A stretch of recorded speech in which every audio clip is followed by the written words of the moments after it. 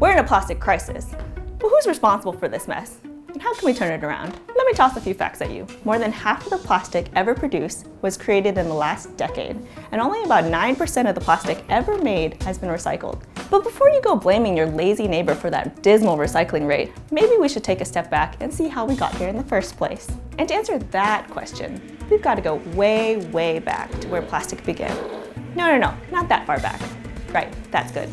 These are fracking wells, which is where a lot of the plastic crap you see lying around in the environment starts.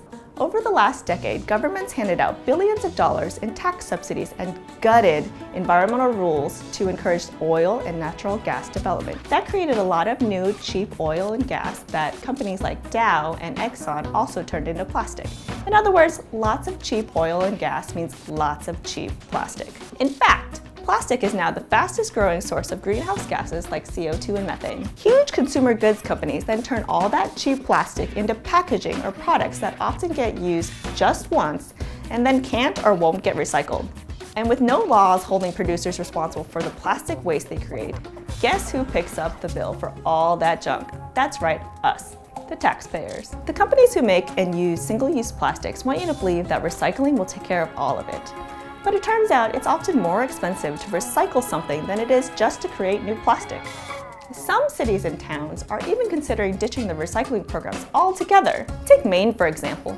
Mainers want to do the right thing, but products continue to be packaged in wasteful ways, and towns are struggling with what to do with them when they get to the dump. You see, when the people who create plastic packaging aren't responsible for managing and paying for their waste, bad things happen, like really bad things. That's why many are starting to rethink packaging and the way waste is handled. One way to do that is through a system called extended producer responsibility. You might also call it polluter pays, or a great idea. EPR for packaging puts companies on the hook by making them accountable for the stuff they put on our shelves, like paying more for non-recyclable materials. While the United States doesn't require manufacturers to help manage their packaging waste, many other places do, including several Canadian provinces and all countries in the EU.